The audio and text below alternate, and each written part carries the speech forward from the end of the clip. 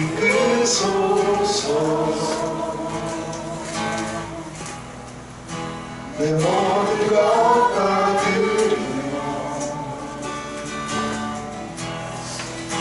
주 음성 듣기 원하네. 나의 찬송아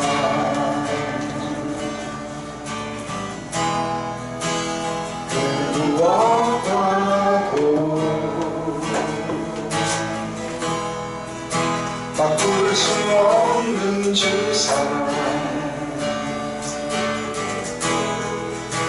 그뿐 안에 난 주님의 길로 인도하소서.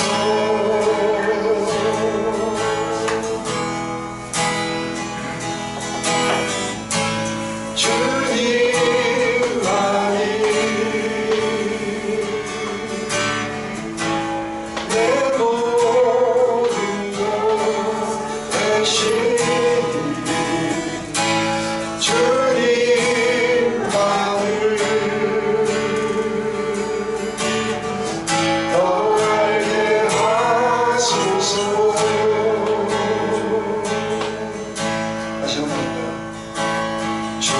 곁으로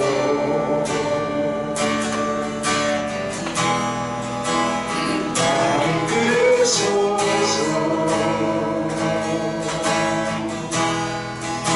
내 모든 것 다 드리며 주 음성 듣기 원하네.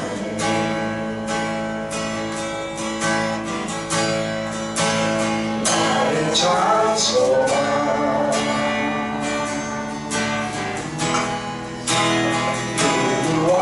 무엇과도 바꿀 수 없는 주 사랑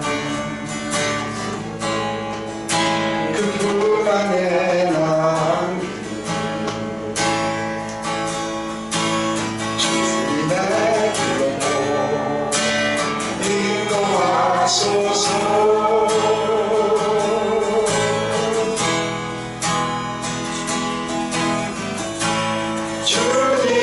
주님만이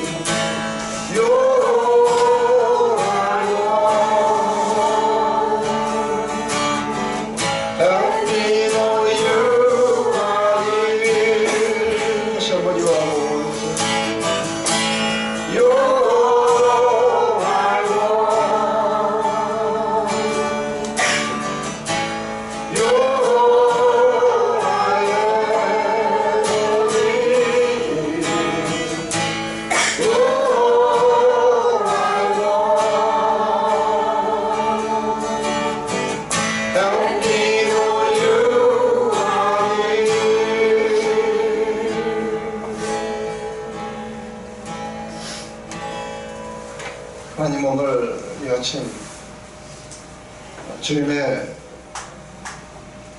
새로운 영을 우리 가운데 주시옵소서. 우리를 새롭게 하시고 우리의 마음을 새롭게 해주시옵소서. 우리 마음이 열리도록, 주님의 말씀에 열리도록 또 순종할 마음으로 만들어 주시옵소서. 주님, 그래서 다시 한번 우리들의 그런 모든 반응들을 통해서 주님의 그 목적을 이루시고 또 주님의 영광을 우리 가운데 나타나시고 온 세상에 당신의 빛을 비춰주시옵소서. 우리가 하는 그런 모든 순서들 안에서 주님 오셔서 우리의 마음을 부드럽게 만들어 주셨기를 다시 한번 기도드리고 예수님의 이름으로 기도드립니다.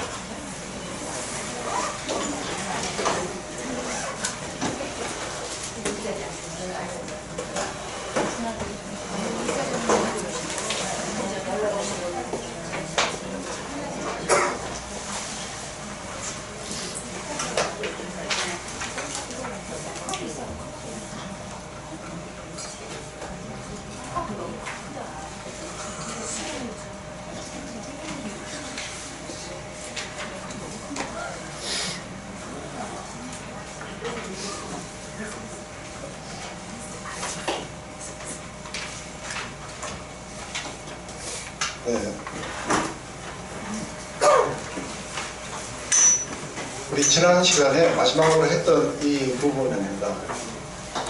그래서 다시 한번 우리가 보면은 이 5장부터 산상수훈이 여러분들 어떻게 되는지를 다시 한번 정확하게 전체의 내용이 뭔지를 잘 기억하시면 산상수훈의 전체 내용은 사실상 다 알고 나면 굉장히 심플한 겁니다. 제일 먼저 산에 오르셔갖고 예수님이 가르치실 때 천국의 기준은 이렇다. 이런 사람이 들어오고 이런 사람이 하나님을 보고 이런 사람이 하늘의 묘를 받으며 살게 될 것이다 했을 때 제일 먼저 마음이 가난한 자들, 그래서 처음에 네 가지는 우리 결핍을 이야기했습니다. 그것을 애통에 여기고 그리고 또 온유한 자들, 그리고 의에 줄이고 목이 마른 자들. 하지만 또 자비를 베풀고 그리고 마음이 정결하고 화평케 하고 그리고 핍박받는 자들, 의를 위해서 핍박받는 자들, 이런 자들의 것이다. 그렇게 하시면서 이제 뒤에 가시면은 이 율법이 어떻게 해석되어야 되는지, 왜 서기관처럼 그렇게 해석하면 안 되는 거죠. 서기관들은 외적인 그런 준수들, 특별히 미슈나나 또 탈무드 이런 걸 통해 가지고 굉장히 아주 세분화시켰던 그런 외적인 어떤 외적인 우리의 행위를 갖다가 규제하는 룰들, 그런 것이 아니라 이 구약의 그 율법은 우리의 마음에 관한 것이었다. 그 마음이 어떻게 하나님께로 향하며 그 마음이 어떻게 하나님께 열렸으며 그리고 그 마음의 진정한 변화가 천국으로 들어오는 지름길인 것이다. 그래서 이제 여러 가지 예들을 쭉 이렇게 합니다. 6장에 보면은 서기관과 바리새인들의 의로는 절대로 천국에 들어가지 못한다. 왜 그러냐면 지금 이제 이 종교적인 외식들이 어떻게 나타나는가 했을 때 제일 먼저 나타날 것이 구제, 그리고 또 기도, 그리고 이 마지막에 금식, 이것에 관여하고 실제로 이들은 구제하고 금식하고 기도했지만 사실 사람들에게 보인 게 없다. 그래서 사람들이 인정을 받는 거 훨씬 더 중요하게 했기 때문에 그들은 이미 그들의 상을 받은 것이다. 하지만 하나님께 보이기를 원한 것이다. 그래서 하나님께서 은밀히 보시는 가운데서 모든 것들을 보상해 주실 것이다. 이제 그러면서 지금 이제 너희를 위하여 보물을 땅에 쌓아두지 마라 하고 이렇게 쭉 이야기합니다. 우리 지난 시간에 이걸 했습니다. 그죠? 그래서 여기서 아주 우리가 키되는 것은 내 보물이 있는 그곳에 내 마음이 있는 것, 내 보물이 있는 곳, 그곳에 네 마음이 그렇게 있다. 네가 가치를 그만큼 두는 것에 네 마음이 뺏기게 될 것이다. 천국은 마음에 관한 것인데 궁극적으로 우리의 마음이 천국의 가치를 소중한 것으로 여기지 않고 이 땅에 있는 그런 가치를 갖다가 더 소중하게 여긴다면, 그렇다면 네 마음은 하나님 나라에 있지 않고 너는 이 땅에 있을 것이다. 그래서 결국은 네 마음이 어디에 있는가, 하나님 나라에 있는가 아니면 세상에 있는가는 이 가치가 어디에 있는가가 중요한 것이다 하고 지금 이야기합니다. 그러면서 두 주인에 관한 이야기가 나옵니다. 두 주인은 하나를 경히 여기면 하나는 중히 여기게 돼요. 그래서 어느 쪽을 중히 여기느냐에 따라서 이것도 저것도 중하게 여기는 건 없다. 그래서 만약에 세상의 가치를 중하게 여기면 하나님의 가치를 갖다가 아주 경하게 여기게 돼요. 하나님의 가치를 중요하게 여기게 되면 이 땅의 가치들을 너희들은 경하게 여길 것이다. 그래서 우리는 우리의 보물이 어디 있는지를 이걸 해야 되겠죠. 그렇다면 제일 먼저 우리가 사람의 인정을 갖다가 중하게 여기면 어떻게 돼요? 그렇다면 우리의 모든 마음이 사람의 인정에 가 있기 때문에 하나님의 인정은 별로 중요하지 않아요. 그래서 사실은 천국에서 떠나가 있게 되는 것이죠. 그래서 우리는 외식도 또 그리고 기도든 금식이든 구제든 우리는 사람들에게 보이려고 그렇게 하게 될 거라는 거예요. 근데 만약에 하나님을 중요한 가치로 여긴다, 그것은 하나님 앞에서 네가 그렇게 살아가게 될 거라는 거죠. 그래서 우리의 보물, 이러한 것들을 이야기할 때 이 보물을 갖다가 우리는 돈으로 많이 생각해요. 이 돈이 아니라 우리가 가치 있게 여기는 것들이에요. 그래서 사람의 인정을 가치 여기느냐. 그래서 우리가 이러한 것들은 몸은, 눈은 몸의 등불이라고 그랬어요. 그죠? 그래서 너희들이 뭘 보고 무엇에 관심을 갖느냐에 따라서 그 몸이 어두워지고 밝아지고 하게 될 것이다. 그렇다면은 우리에게 제일 중요하게 되는 건 어떤 게 있어요? 어떤 것에 우리의 가치들을 많이 두는 거예요. 그래서 여전히 우리가 먹고 사는 문제가 아주 우리의 마음에 가장 중요한 가치로 우리를 두게 되면 어떻게 돼요? 먹고 사는 것에 우리의 마음이 가 있는 거예요. 그렇다면 하나님을 추락하는 거에는 경히 여기게 돼요. 그래서 제가 실제로 그런 어떤 상황 속에 들어가 있는 사람들에게 하나님을 추락하는 쪽으로, 왜냐하면 하나님의 그런 공고하심이나 하나님의 능력들, 또 하나님에게 전적으로 그렇게 신뢰를 드리는 것의 중요성에 대해서 강조를 하지만 이게 안 먹혀 들어가요. 왜 안 먹혀 들어가는 거예요? 먹고 사는 게 이 사람에게는 최고의 가치인 거예요. 그렇기 때문에 이 사람들은 어디에 있는 거예요? 하나님 나라 바깥에 있게 된다. 그래서 이게 두 개가 양립하지 않는 게 있어요. 먹고 사는 문제가 그렇게 중요하다면, 그렇다면 하나님을 추락하는 건 경이 여기게 될 거예요. 그래서 말은 하나님을 신뢰해야죠. 그렇지만 이 사람들은 기도하지 않아요. 자부책 구하러 돌아다니게 될 거예요. 이게 지금 우리의 보물이 어디 있느냐에 따라서 우리의 마음도 그렇게 바뀌게 될 거예요.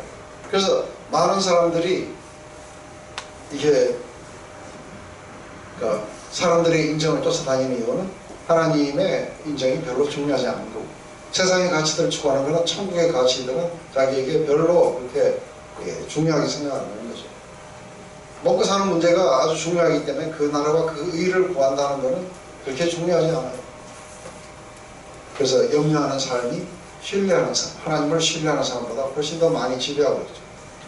그래서 궁극적으로는 돈을 사랑하는 것이 하나님을 사랑하는 것보다는 훨씬 더 아주 중요하게 느껴지기 때문에 실제로 우리들은 천국의 가치를 잃게 된다. 그래서 우리의 보물이 있는 것, 우리가 가치 있다고 여기는 것, 그것에 우리의 마음이 빼앗기게 되고 그것이 우리를 갖다가 지배해 가게 될 거예요. 그래서 우리는 두 주인을 섬기지 못하는 거예요. 왜냐하면 마음을 빼앗긴 그것이 우리를 계속해서 지속적으로 지배해 가기 때문이에요. 그렇다면은 목숨을 위하여 무엇을 먹을까? 또 몸을 위하여 무엇을 입을까? 염려하지 말라. 그래서 목숨이 음식보다 중요하지 않은 거예요. 몸이 의보다 중요하지 않은 거예요. 공주의 새를 보라. 심지도 거두지 않고 창고에 모아들이지도 않는 것.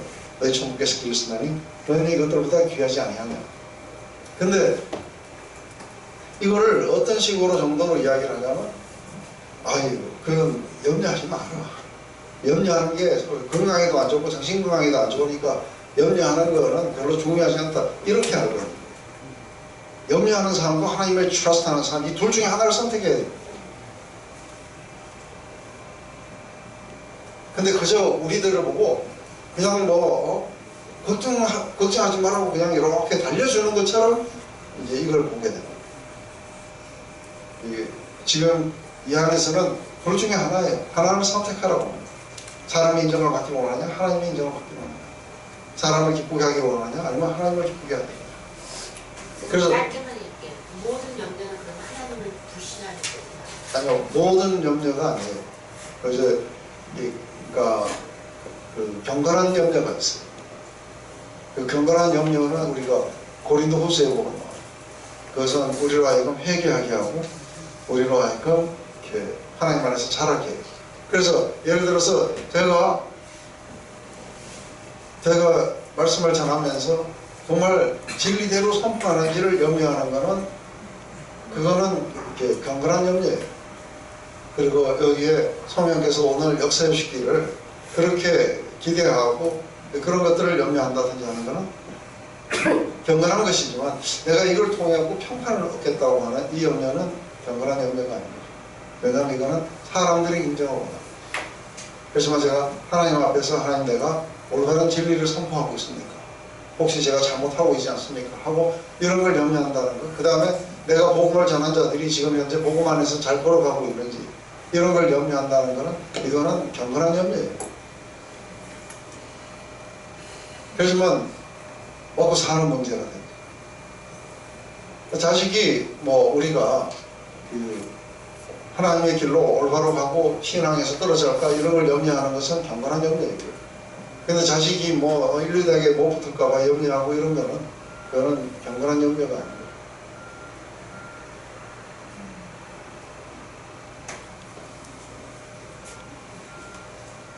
이렇게 이야기하시면서 이 새들도 기르신 하나님이 너희들은 새보다 귀하지 않나.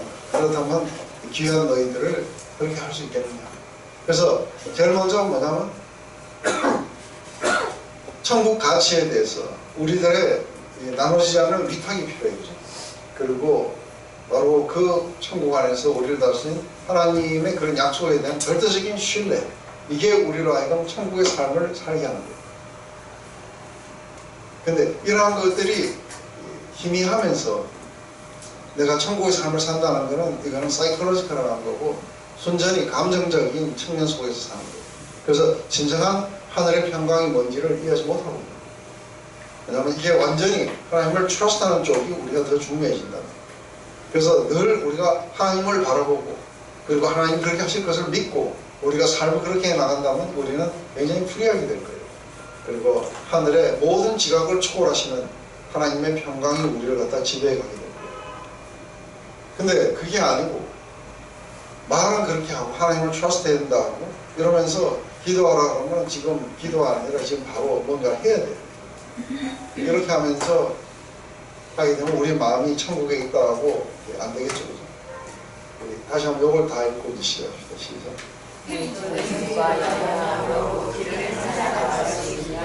너희가 어찌 몰라야 염려하느냐 들에게 가까워 내 사랑을 전하라 죽어도 아니하고 불쌍도 아니하느냐 그러나 내가 너희에게 말하노니 충분의 모든 영광으로도 이룬 것이 곧 하나님과 주시리라 우리가 나에게 아버지의 주시는 그리로 나를 이렇게 주시거든 하물며 너희가 뭐냐 이를 주는 자라 그러므로 염려하여 이르기를 무엇으로 나아오서 조심하시라 무엇을 이루라 하시나이다 이는 다 이방인들이 원하는 것이라 너희 성도께서 이 모든 너희의 지혜를 할 줄 아시는가 너희는 너희의 나라와 너희의 의를 원하라 그리하면 이 모든 것을 너희에게 더하시리라 그러므로 내일을 위하여 연연하라 내일은 내일을 위하여 주시오 한 날대로 모든 나라에 속하리라. 네. 지금 우리가 아이들이 키 안 큰다고 염려한다고 키를 한 자리에 크게 할 수 있겠느냐? 없다고. 그렇게 우리의 컨트롤 밖에 있는 거예요. 그래서 우리가 뭐 운동을 하면은 키가 커서 뭐 운동하겠죠. 근데 염려한다고 우리가 키가 크지 않는다. 그래서 이 염려가 왜 나쁜 건가 하는 거예요. 염려가 나쁜 이유는 뭐예요? 우리의 보물이 그쪽에 있기 때문에 염려가 오는 거예요. 그래서 우리가 무엇을 먹고 무엇을 마실고 무엇을 입을까 이런 것이 우리의 초미의 관심사가 된다면, 그렇다면 하나님이 모든 덜프를 입히시고 영광스럽게 해주시고 하는 그것에는 별로 중요성을 두지 못하게 돼요. 그래서 이렇게 쭉 설명하시고 믿음이 적은 자들아 하고 이야기했을 때, 하나님 나라 안에서 제일 중요한 건 뭐냐면 그 하나님 나라는 어떻게 들어가는 나라예요? 믿음으로 들어가는 거예요. 우리의 그 믿음, 하나님이 모든 것들을 하셨고 하나님이 우리를 위해서 모든 것들을 예비하셨고 준비하셨고 또 우리를 구원하시고 이러기 때문에 우리는 하나님께 우리의 신뢰를 드리게 되어 있어요. 이게 그 하나님과 우리 사이의 근본적인 그런 관계들인데 이게 깨지게 됩니다. 그래서 그 결과 우리들은 우리 스스로가 우리의 모든 것들을 그 공급하고 우리가 방어하고 그리고 준비해야 된다고 생각을 하다 보니까 이제는 우리가 하나님을 우리의 마음에 두기 싫어하게 돼 있어요. 우리를 차지하고 있는 건 뭐냐면 우리가 우리 스스로를 갖다가 어떻게 삶을 통제할 것인가가 우리의 마음을 차지하고 있을 거라는 거예요. 그렇다면 하나님을 우리의 마음 속에 둔다는 것은 이게 이제 더 이상의 쉽지 않게 돼 있어요. 그렇게 돼서 우리는 지혜 있다 하나 우준하게 되었어요. 이제는 진리와 거짓을 바꾸게 되고 이러면서 모든 죄악들이 사실상은 거기서 나오게 돼요. 그래서 사실은 염려하고 늘 염려하는 것은 사람들이 나를 어떻게 볼까 하고 이런 것들을 염려하고 이러기 때문에 그 사람들을 만족시키기 위해서 내가 뭔가를 해야 되고 이런 것들이 우리에게 지속적으로 자기 포상의 체계들을 만들어 갈 거라고 보는 것이죠. 그렇다면 염려하는 삶과 정반대의 삶은 뭐냐? 먹고 사는 문제와 정반대의 삶은 뭐냐면 그 나라와 그 의를 구하라고 이야기합니다. 우리는 그 나라와 그 의를 구합니다. 근데 왜 우리는 그렇게 하지 않느냐면 사실상은 이방인들이라고 해요. 이방인들이라고 하면은 사실상은 믿음이 없는 자들이에요. 믿음이 없는 자들의 초미의 관심사는 뭐냐면 먹고 사는 문제예요. 그래서 이들은 늘 실제 그 종교를 가졌다고 치지만 나와가지고 결국은 비는 게 뭐냐면 먹고 사는 문제, 또 자식 걱정, 뭐 이런 걱정거리를 갖다 놓고 그 기도하게 될 거라는 거예요. 이것들은 이방인들이 자기 신들에게 구하는 것들이라. 근데 이게 전능하신 하나님, 사랑의 아버지를 우리가 두었다고 이야기를 하면서 이방인들이 구하듯이 맨날 그런 것만 구하게 된다. 그래서 우리는 그런 것들을 구하지 말고 우리는 그 나라와 그 일, 하나님의 뜻이 우리 가운데 이루어지고 그리고 그 나라가 하나님 나라가 우리 가운데 도래하기를 우리는 구하는 거죠. 그 속에서 우리는 의에 줄이고 목이 마르고 이러한 삶을 갖다가 살아가는 사람들에게 하나님은 이러한 것들은 있어야 될 줄 당연히 알고 공급해 주시지 않겠느냐. 이 모든 것들은 그건 안 구해도 대해주신다. 우리 자녀들의 마음이 어디에 가 있기를 원하는 거예요. 맨날 먹고 사는 문제 가지고 찔찔거리고 이건 하나님의 영광이 안 나타나게 돼 있어요. 우리를 구원하신 목적도 없어요. 그거는 이방신을 섬기는 거하고 조금 더 다를 바가 없다는 거예요. 그렇다면 우리는 그분의 나라가 그분의 통치가 우리 가운데 임하게 되고 우리가 그 말씀을 따라서 살아가면서 의에 줄이고 목이 마른 이 사람들이 배가 부르게 되고 우리의 마음을 정결하게 하고 그리고 우리가 자비를 베풀고 우리가 의를 위해서는 기꺼이 피박받는 거기까지 가게 되는 이것에 우리의 총의의 관심사다. 거기에 있게 된다면 나머지들은 그냥 공급되게 될 거라. 근데 문제는 이걸 믿느냐. 그걸 믿는데 믿는 배.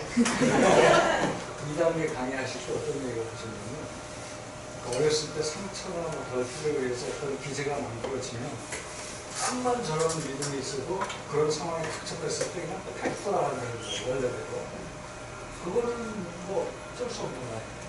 어쩔 수 없는 게 아니고 그때 믿음의 선한 싸움을 싸워야 돼요. 근데 사실은 뭐 어쩔 수 없는 경우에 가서 또 그렇게 싸우는 사람들도 많이 있어요. 근데 이것이 일반적인 가르침 안에서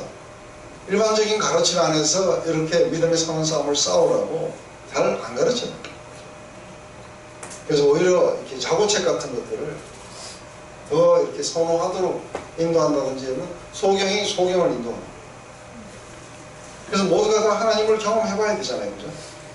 근데 여기에서 정말 신앙생활을 그러니까 오랫동안 하고 아주 열심히 했다고 하는 사람들에게 하나님을 경험하기 위해서 지금 그냥은 못해요. 그죠? 그냥 평지풍파를 일으키면서 하나님을 의뢰하고 하면 그거 안 돼요. 이왕에 거기 갔으니까 더 뭐 바랄 게 뭐가 있냐. 이제 하나님을 만날 수 있는, 하나님을 경험할 수 있고 그 나라를 경험할 수 있는 절호의 찬스가 왔는데 하라고 해도 주저들어요. 그러면서 이제 잘 안 끌려와요. 그래서 제가 볼 때는 얼마나 더 죽어야 마침 내리거든. 그러니까 이런 거 그러니까 뭐 아무 읽는 거 뭐 음악에서도 살고 그런 자신이 좀 있는데 어떤 뭐 사랑하는 사람 앞에서 모멸감다 하고 이런 거는 못 견디는 그런 좀. 왜냐하면 보물이 거기 있고 어디예요? 나의 자존감. 사랑하는 그 사람이 아니라 나의 자존감.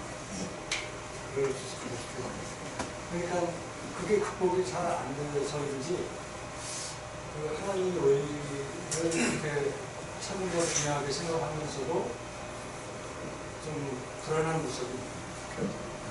그래서 우리 모두가 다 완벽하게 나는 뭐 거기에서 완벽하게 그렇게 한다. 그거는 뭐 그렇게 될 수는 없겠죠. 그죠? 그렇지만 적어도 우리는 트라이를 해 가야 돼요. 그래서 적어도 우리가 그 하나님을 신뢰해가는 이 작업들을 아주 초신자 때부터 이걸 안 해가면은 나중에 가가지고 진짜 30년 예수 믿고 나서 지금 이런 조그마한 문제 가지고 벌벌 떤다는 게 사실 창피한 거예요. 이미 그거는 옛날에 다 거쳐 지나갔어야 됐거든요. 근데 사실 왜 그러냐면 안 해본 거예요. 나중에 뒤에 가면 오늘 자 뒤에 가면 그게 나와요. 두 집이 있는데 하나는 안 하는 거예요. 그래서 듣고 실제로 삶에서 프랙티스를 안 해봐요. 근데 그러다가 실제 문제가 딱 오면 어떻게 돼요? 그때에 내가 알았던 게 나를 별로 힘을 못 쓰게 될 거야.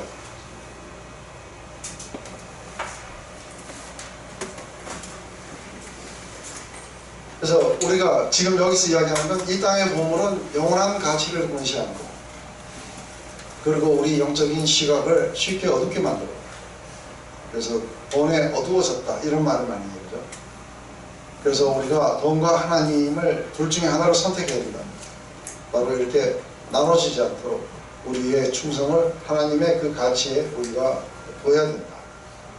근데 이렇게 우리가 두기 위해서는 하지 말아야 될 게 하나 있습니다.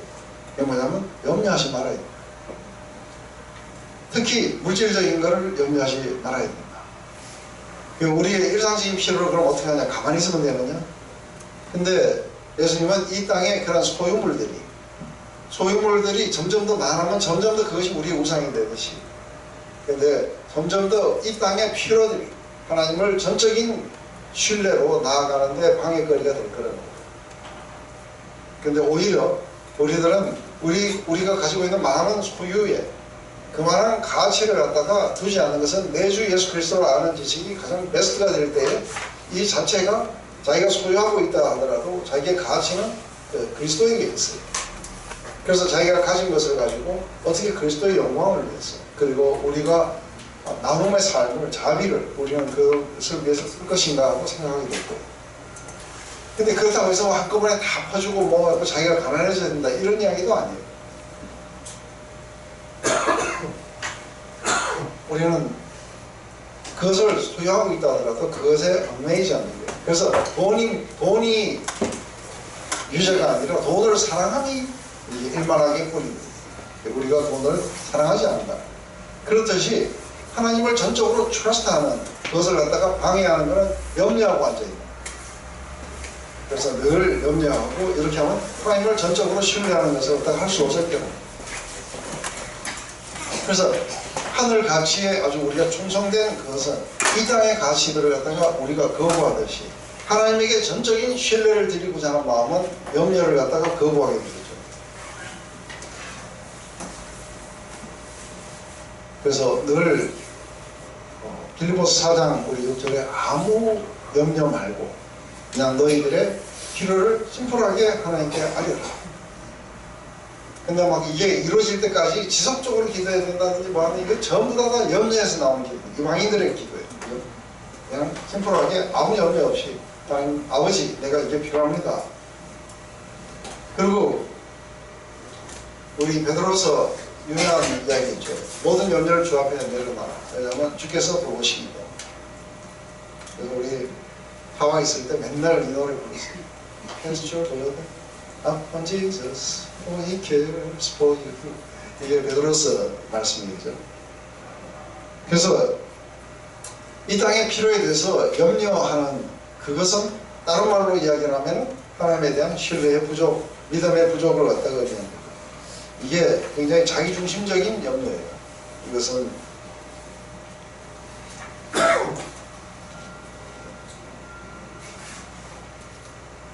그래서 우리의 우선순위가 먼저 하나님의 나라와 그 의에 우리가 가 있는지, 하나님 나라와 그 의라고 이야기하면 우리가 그 팔복에 나오는 그대로들이죠. 팔복에 나오는 그대로면 우리의 마음이 돌아서서 하나님 앞에 우리가 살아가는 그런 삶들, 이런 것들이 우리에게 관심사라 된다는 거죠.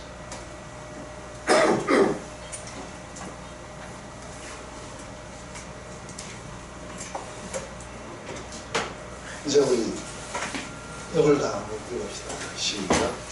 나를 받지 않으려고 비판하지 말라. 너희의 교만함은 비판으로 너희가 비판을 받을 것이요 너희의 자랑은 의아함으로 너희가 멸하는 것이니라.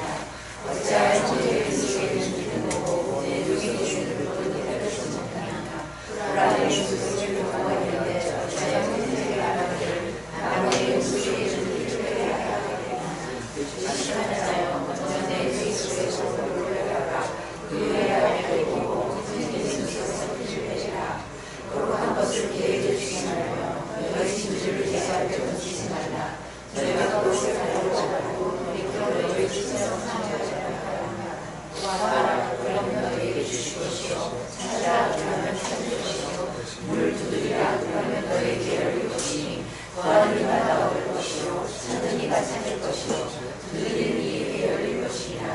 너희 중에 누가 안에 있다고 달라하면 돌을 주며 한 사람을 달라하면 뱀을 줄 사람이 있겠느냐. 너희가 악한 자라도 부족한 것으로 자식에게 줄 줄 알거든. 하늘의 것을 내리신 너희 아버지께서 구하는 자에게 복을 주시느니라. 네, 여기서 보면은 이제 제일 첫 번째는 비판에 대해서, 그 다음에 우리에게 분별에 대해서, 그리고 절대적인 하나님을 향한 신뢰에 대해서 이렇게 이야기를 합니다. 근데 우리가 여기서 세 가지 경고 가운데 하나가 이제 비판을, 또 비판에 대해서 비판하지 말라 하고 경고합니다. 그리고 우리가 모든 것들을 이렇게 분별을 해라. 그리고 지속적인 신뢰의 부족에 대한 그런 경고들. 근데 왜 비판이 여기에서 가장 중요한, 그러니까 이게 산상수훈은 예수님의 아주 가르침들을 이렇게 모아놓은 거예요. 그래서 이게 나중에 뒤로 가면은 쫙 펼쳐져 갖고 사건들 속에만 나와요. 그런데 그 중에서 우리가 뭐 이렇게 염려하는 이야기라든지 이런 것들은 충분하게 우리가 이해되는데, 왜 하필이면 여기에 여기서 제일 많이 나오는 게 뭐냐면은 이게 용서에 대해서 나와요. 그래서 용서를 베풀지 않는 것에 대해서 굉장히 심각하게 지금 나오게 돼 있어요. 근데 이게 비판에 대해서 굉장히 심각하게 나와요. 왜 이게 비판이 그렇게 심각한 이야기로 이게 나오게 되는 거예요.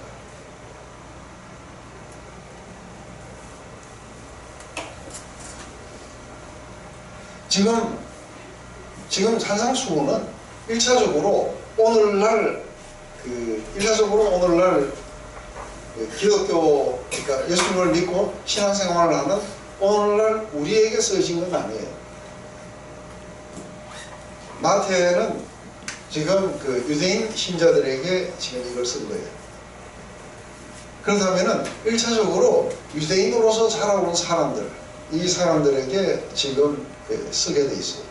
그리고 예수님이 말씀하신 것도 지금 그 산상수훈은 처음부터 끝까지 뭐에 관한 이야기인가 했을 때 적어도 이렇게 이 핵심이 뭐다 하고 이야기하기 전에 뭐는 아니다 하는 게 있어요. 뭐는 아니에요. 이거는 아니다고 지금 강조하고 계십니다. 이건 아니다고 하는 강조는 뭐냐면 서기관과 바리새인 같은 의는 아니다고 해요. 그래서 여기 지금 나오는 이런 모든 것들은 서기관과 바리새인 같은 그런 것들은 이게 버려야 되는데, 서기관과 바리새인들은 실제로 그 어떤 생각을 가지고 있냐면 자신들이 뭔가 법을 지켜서 의로워졌다고 이렇게 생각하고 있는 거예요. 그래서 지금 이 비판이 얼마나 파괴적인가 하는 것에 대해서 지금 나오는 거죠. 제일 먼저 이렇게 돈을 사랑함과 하나님을 신뢰하지 못하는 그런 염려가 우리의 참된 신앙생활을 파괴하듯이 잘못된 이런 종교적인 열정이 우리의 영적인 삶을 파괴하게 될 거라는 거예요. 그래서 다른 사람을 비판하는 것이 왜 나쁜가 하면 이건 완전한 외식이라는 거예요.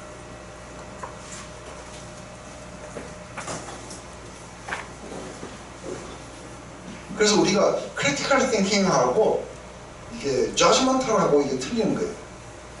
이게 영어로는 똑같이 이렇게 비판 같지만 이 하나는 크리티컬한 띵킹이라는 것은 이게 분별을 하는 거예요. 이게 옳고 그름의 분별인 거예요. 그래서 대한민국의 제일 약한 부분이 뭐냐면 크리티컬 띵킹이에요. 주입식이 돼가지고 여러 몰이하면 그냥 한꺼번에 다 그냥 따라가 버려요. 아무도 이거를 크리티컬하게 띵킹해서 정확하게 분별을 하고 잘 안 하는 거 봐요. 그런데 뭐는 아주 강하냐면 저지먼탈은 굉장히 강해요. 여론 재판하듯이 그냥. 그래서 여기서 지금 그 만드는 저지먼탈 스피릿이에요. 우리는 교리적인 것이나 어떤 도덕적인 이슈 이런 것에 우리의 분명한 견해를 분명히 가져야 돼요. 그죠? 그런 것들은 우리가 크리티컬하게 해야 됩니다. 그리고 누가 형제가 잘못하면 나는 뭐 거기 가까이 가서 내가 뭐라고 거기 가서 하느냐 그러면 안 된다는 거예요.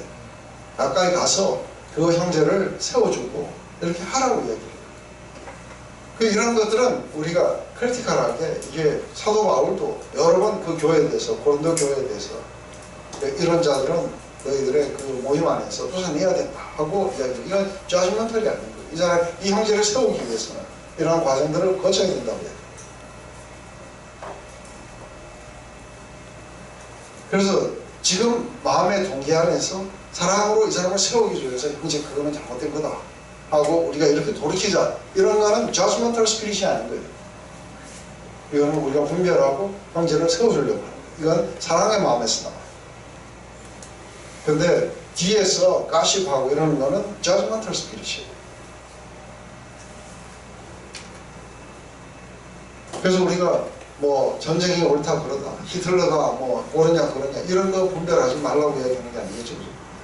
여기서 이게 그러니까 거짓 선지자 이 뒤에 보면 거짓 선지자에 나오고 이게 조금 뒤에 가면은 개와 돼지의 이야기가 나와요. 그래서 보물과 진주를 개와 돼지에게 주지 마라 하고 이 개하고 돼지라고 이야기하는데 이게 이제 그 누군가 하는 거죠. 그래서 사도 바울도 빌립보서 3장에 보면 개들을 이렇게 삼가고 행악자를 삼가라 하고 이야기를 해요. 이런 것들은 저지먼털이 아니고 이것은 그 크리티컬한 거예요. 왜 개들을 삼가고 행악자를 삼가라냐면 이게 누구예요? 빌립보서 3장에서 개들을 삼가고 해악자를 삼가라는 게 이게 누구예요? 네? 네, 근데 그때 당시에서는 이게 유대 율법주의자들 거야.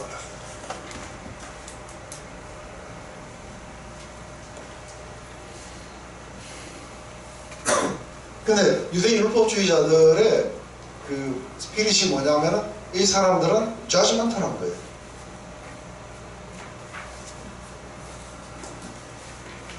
그래서 옳고 그름을 판단하지 말라는 게 아니라 비판적인 정신과 정죄하는 자세. 이거는 어디서부터 나오냐면 자기가 의롭다고 하는 생각 속에서부터 나오기 때문에 이거는 마음이 가난한 자가 아닌 거죠. 그래서 특히 이제 가십에서 나타나는 이 비판적인 정신이 바로 그런 거죠. 어떤 사람들은 이 가십이 늘 꼭 그렇게 나쁜 의도를만 가지고 하는 건 아니다 하고 했는데 가십하면서 사람들을 세워주려는 사람은 없어요.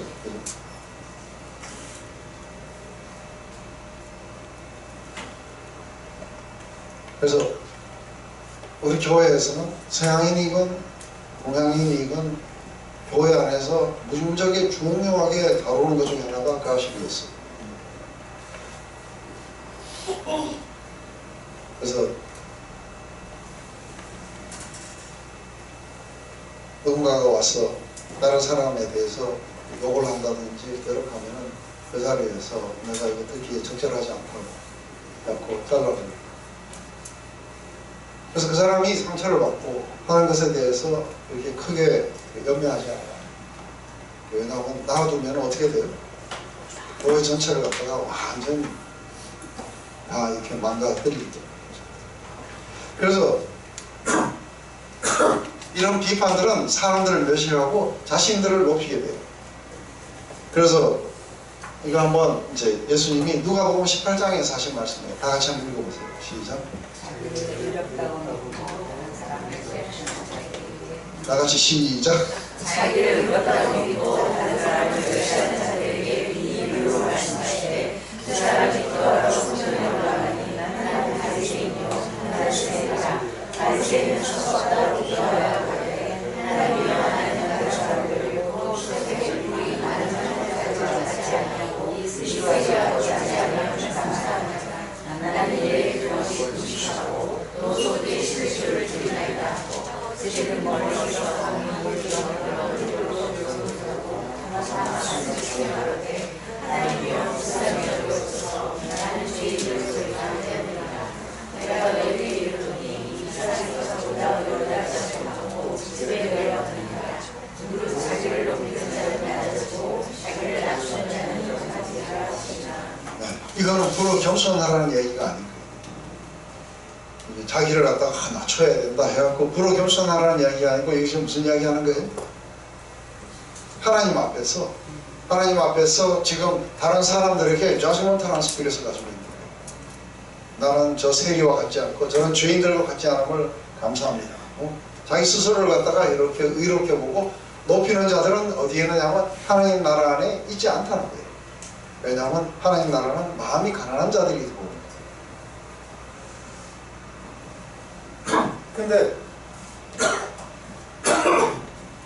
근데 여기서 세리는 멀리 서가지고 멀리 서서 감히 눈을 들어 하늘을 우러러보지도 못한 채 다만 가슴을 치며 가라되 하나님이여 불쌍히 여기다가 나는 죄인으로서이다 하고 이렇게 이야기했는데 하늘에서 내린 판결은 뭐냐면 이렇게 기도하는 이 세리가 바리새인보다 훨씬 더 의롭다 하고 이렇게 평하면서 집으로 내려갔다. 하나님이 원하시는 것은 그런 어떤 회칠한 무덤들이 아니라 통회하는 심령이라는 게 뭔지 이해되세요? 근데 이게 왜 중요하냐면 이렇게 통회하는 심령으로 이게 가게 돼야 그때에 이 마음 안에서 변화가 일어나게 되고 그리고 하나님이 우리에게 은혜를 베푸시고 성령을 주시고 새 마음을 주시고 이렇게 해서 따라가게 될 때 의에 줄이고 목이 마른 자이기 때문에 그 나라와 그 의가 상당히 중요한 것을 차지하게 되게 돼요. 근데 아까 바리새인의 그 기도를 이렇게 하는 사람들은 더 이상 자기는 더 이상 더 좋아질 수가 없는 거예요. 이대로 자기를 갖다 그래서 제가 그러니까 autonomy라는 영어 단어가 있는데 이것은 자율성이에요. 인간의 자율성. 이 자율성 가운데 어떤 게 있냐면 그러니까 self-righteousness 그러죠. 자기의. 그 다음에 self-satisfaction. 지금 이 사람들처럼 자기 만족이라는 게 이런 거예요. 그리고 self-sufficiency. 이거는 뭐냐면 자기로서는 충분하다고. 그래서 더 이상의 메시아를 필요로도 하지 않고 하나님을 필요로도 하지 않아요. 다만 필요한 건 뭐냐면 이 자기밖에 없어요. 그래서 우리가 이렇게 생각할 때 많은 경우에 자기를 갖다가 하나님 앞에서 이렇게 올바로 평가하고 그렇게 내가 하나님 앞에서 올바로 설 수 없는 존재라는 것을 갖다가 늘 이렇게 부족함을 인식하고 하나님 앞에 자비를 구하고 나가는 이게 그 하나님 나라 안에 있는 자들에게 진정한 그 의가 될 거라는 거예요.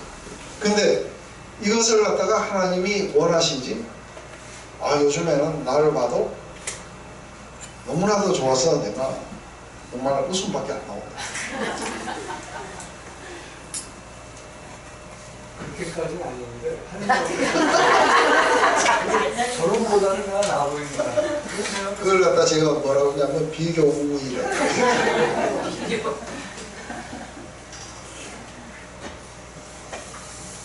그래서 법을 잘 모르는 사람도 비판했어요. 그래서 저 율법을 모르는 저들은 저주받은 자들이다.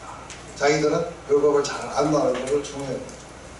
그래서 이런 사람들이 인정을 받고 뭔가 외식적으로 바뀌어가고 이렇게 하게 되면 점점 하나님 나라에 대해서 이게 멀어져요. 그죠? 그리고 하나님 앞에서 사는 삶이라는 게 어떤 건지 이해도 못하게 돼요. 이런 사람들은 하나님 나라 안에 있지 않고 바깥에 있을 거라. 근데 진짜로 하나님 나라 안에 들어가게 되는 가장 첫걸음이 뭐냐면 이 세리의 기도처럼 늘 자신의 부족함을 인식하고 하나님 앞에 그렇게 하나님의 자비를 구하고 나가는 사람들. 이런 자들은 하나님이 천국이 저희 것이라고 이야기해요. 의에 줄이고 모두 많은 자들. 그러면서 너희의 비판한 그 비판으로 너희가 비판을 받으시오. 너희의 헤아리는 그 헤아림으로 너희가 헤아림을 받을 것이다. 그래서 우리가 이렇게 비판하면 이렇게 그대로 이렇게 오게 될 거예요. 그런데 우리의 아주 강팍함 속에서 뭐가 있냐면 나는 이 기준으로 다른 사람을 비판하고 헤아리겠지만 다른 사람은 나를 그렇게 비판하면 안 돼요. 그래서 나에게는 좀 더 관용적인 그런 것으로 해주기 원합니다. 그래서 우리가 이런 비판적 시각을 가지만 사람들도 똑같은 기준으로 나를 갖다가 이렇게 비판하게 될 것이다 하고 이야기하는 그 의미가 아니라 하나님이 그렇게 하시게 될 거예요. 우리가 가졌던 그 기준 그대로 우리를 갖다가 그렇게 하실 것이다.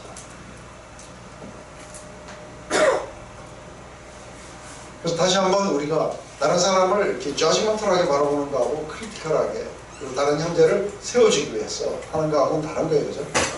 그래서 지금 우리 갈라디아서 6장 1절 말씀 이거 기억나시죠? 사람이 무슨 범죄한 일이 드러나거든 신령한 너희는 온유한 심령으로 그러한 자를 바로잡고 너희 자신을 살펴보아 너희도 시험을 받을까 두려워. 그래서 우리 모두가 다 동일한 연약함 속에 있다는 걸 늘 잊지 말아야 돼요. 그래서 절대로 한 인간이 다른 인간에 대해서 재판장이 되면 안 되는 거예요. 근데 그렇지만 세워주는 거는 그런 어떤 심각한 어둠 속에 있는 사람들을 세워주기 위해서 끄집어내준다. 이런 건 저지먼탈한 스피릿이 아니라 우리가 사랑의 어떤 세움이죠. 그래서 그렇게 이야기하는 거죠. 형제들하고 다시 한번 너희들 안에 그리스도의 형상이 새기지니까 내가 해산하는 수고를 하노라 라고 이야기하는 것은 저지먼탈한 게 아니라 사랑의 스피릿으로 세워주려고 하는 거죠. 이 두 개가 그렇게 차이가 나는 거죠. 좀 쉬었다. 네, 여기서 이렇게 말하는 이유는 하나님의 정죄를 받지 않으려면 다른 사람을 비판하거나 정죄하는 태도를 하지 말아야 됩니다. 왜냐하면 이런 태도들은 하나님의 용서에서 우리를 제외시킬 것이다. 왜냐하면 이것은 마음이 가난해서 하나님의 자비를 구하는 심정이 아니다. 그래서 우리에게는 하나님이 우리를 평가하는 두 가지 수단인데 하나는 정의고 하나는 자비예요.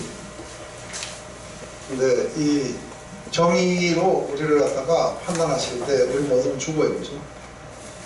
하나님의 그 공의로 우리를 판단하면 우리는 그 안에 살아남을 자가 아무도 없어요. 그렇지만 하나님은 또 자비가 풍성하신 분이세요. 그래서 모든 그 공의를 자신의 아들에게 묻고 그리고 우리를 갖다가 이렇게 살리려 우리의 죄를 갖다가 이렇게 덮어주셨어요.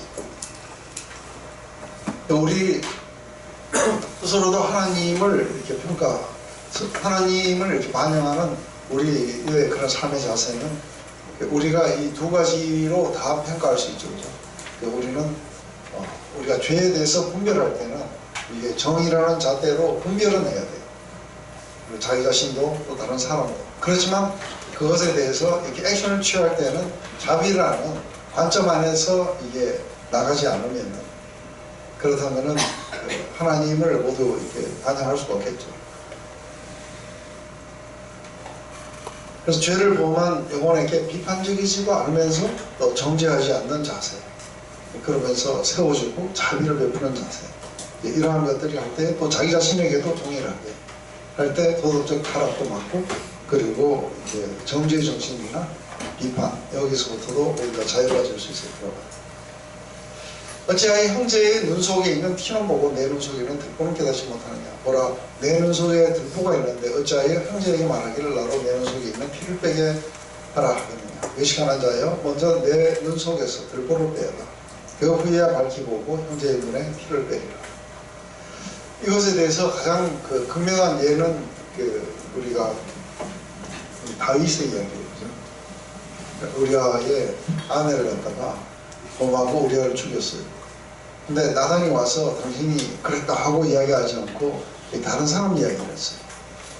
그러자 분노해요. 그죠? 분노하면서 그런 사람들은 이렇게 우리가 손을 좀 봐줘야 된다 하고 이야기했을 때 지금 뭐는 못 본 거예요? 자기 안에 있는 들보를 못 보고 다른 사람 안에 있는 이 피를 봤다고 지금 이야기합니다. 그래서 이야기를 통해 갖고 가난한 농부를 갖다가 강탈했던 부자에게 지금 이야기하는 거. 이거는 양의 이야기였어요. 근데 이것은 자기 이야기는 다른 사람의 그 아내의 이야기였어요. 그래서 완전히 이렇게 우리를 블라인드하게 하는 것은 이게 저지먼트라는 스피릿이 우리를 알고 완전히 그렇게 하자 바로 당신이 그 사람이라고 이야기하자 비로소 자기의 이렇게 들보를 보기 시작했어요. 근데 이것은 예수님 당시에 그 유대인들의 문제이기도 하고 오늘날 우리의 문제이기도 해요. 그래서 이것은 외적으로 의로워지려고 하는 모든 사람들의 문제이기도 하고 그래서 다른 사람들에게 그런 것들을 이렇게 요구하기도 하겠죠. 그래서 결국은 자기가 잘하는 쪽에서 사람들이 실패하게 되면 여지없이 우리들은 그렇게 평가하게 될 거라는 것이죠. 하지만 우리의 그런 의로움이라는 것은 절대로 외적으로 오지 않는다는 것이 이 성경의 가르침이에요. 그래서 우리의 마음의 변화로부터 오는 거예요. 하나님이 우리의 마음의 변화를 불러일으켰는데 그것에 가장 마음의 변화를 불러일으킬 수 있는 아주 근본적인 것은 우리가 하나님을 향한 그런 믿음이었었어요. 그래서 공산주의자나 이데올로기를 주장하는 사람들 또 종교적인 사람들은 인간의 어떤 외적인 개혁을 주장을 해요. 근데 하나님은 우리의 마음, 그래서 새 마음을 주시고 새 영을 우리에게 허락하신다는 거죠. 그래서 중요한 것은 우리가 이런 통회함을 통해 갖고 새로운 마음을 부여받았느냐의 문제지 옛 자아를 수선해가지고 그래서 조금 더 옛날보다 좀 더 나은 상태로 가느냐의 문제가 아니라는 것이죠. 그래서 지금 왜 예수님이 이 땅에 오셔서 우리 모든 죄를 담당하시고 그리고 우리를 갖다가 그런 예수님을 믿는 우리들에게 완전히 본어게인이라는 수단을 통해서 새 마음을 주시고 새 영혼을 주셔갖고 이제는 하나님을 즐겁게 마음으로부터도 따라올 수 있도록 그래서 우리의 마음이 그렇게 바뀌면 마음이 보물이 거기에 있고 우리가 그것에 더 많은 가치를 두면 즐겁게 따라갈 수 있어요. 근데 마음이 지금 딴 데가 있는 콩밭에가 있으면 우리의 마음은 이쪽으로 끌어당기는데 지금 이리로 가려니까 이게 얼마나 힘들겠어요. 그죠? 그래서 오직 새로워진 마음 그것은 하나님을 즐거워하는 마음. 그래서 우리의 마음의 문제가 그렇게 바뀌어야 된다. 비판하는 것이 나쁜 이유는 이것은 하나님만이 이렇게 저지해요. 하나님만이 판단할 수 있는 것을 갖다가 우리가 하게 되기 때문에 자기가 하나님 자리에 앉게 됩니다. 우리 그 오두막이라는 영화 그거 보시면은 판단하는 자리에 우리를 이렇게 앉히게 돼요.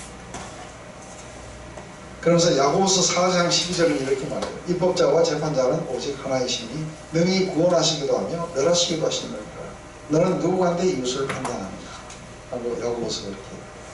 또 로마서 14장 4절은 남의 하인을 판단하는 너는 누구냐. 그 섰는 것이나 넘어지는 것이 제 주인에게 있으니 저가 세움을 받으리니 이는 저를 세우시는 권능이 주께 있습니다.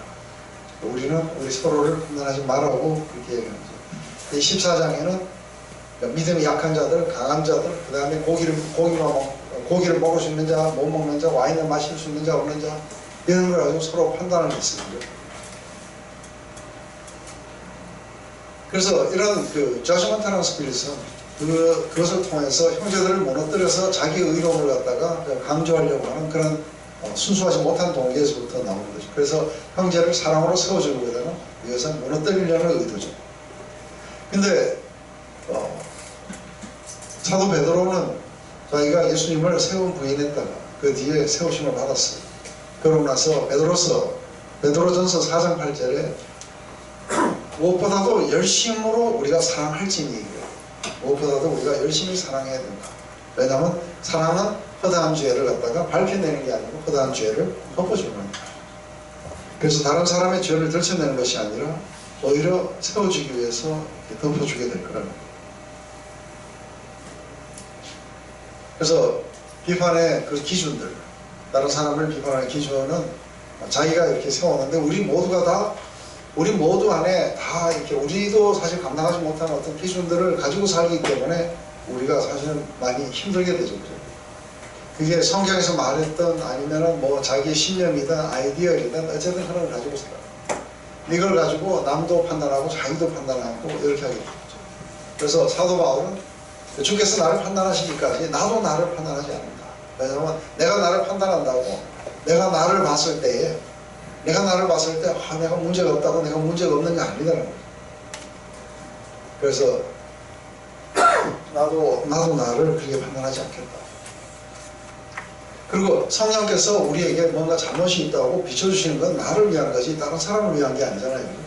근데 오늘 설교를 듣다가 성령께서 쫙 비춰주시면 이거는 무슨 지타가 들어야 된다. 우리 남편이 들어야 되는 그 말씀입니다. 찔렸어요? 이렇게 하는 것은 전부 다가 이제 그 성령의 비춤을 갖다 자기에게 적용하지 않고 다른 사람에게, 그래서 자기는 그 비춤에 문제가 없다고 봅니다. 우리가 이렇게 판단한다는 건 우리는 굉장히 제한된 지식을 가지고 있어요. 아주 제한된 지식을 가지고 하기 때문에 올바른 판단도 아닌 거죠. 그래서 우리는 그 마음의 동기를 모르기 때문에 어떤 사람이 고기를 먹거나 와인을 먹으면 왜 먹는지를 몰라요. 하나님은 아세요. 이 사람이 의심하고 먹으면 죄를 지어요. 근데 우리가 이 사람이 의심하고 먹는지 그냥 자유한 가운데 먹는지 우리가 어떻게 알아요? 그리고 이 사람이 지금 자유함과 사랑을 따라 사람들을 이렇게 세워주기 위해서 그 사람들을 얻기 위해서 먹고 있는지, 아니면 이 사람들은 그걸 타락해서 그걸 먹고 있는지, 그것도 지금 잘 몰라요. 우리는 겉으로 봐서는 몰라요. 중요한 거는 우리의 마음 안에 있는 거예요.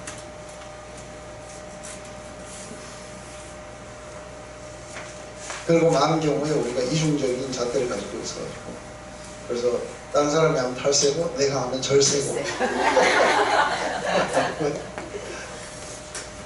여기서 거룩한 것을 계획해 주지 말면 너희 진주를 돼지 앞에 던지지 마라. 저희가 그것을 발로 밟고 들켜 너희를 찢어 상을 받느라. 그래서 거룩한 것을 거룩하다고 하는 거는 이게 지금 현재 복음이에요. 그리고 진주도 복음이에요. 그런데 개와 돼지에게 주지 마라고 이야기해요. 그래서 아까 개하고 돼지는 누구를 말하는 거라고요? 네, 유대 율법주의죠. 그래서 우리가 이렇게 보면은 네, 이방인을 말하는 게 지금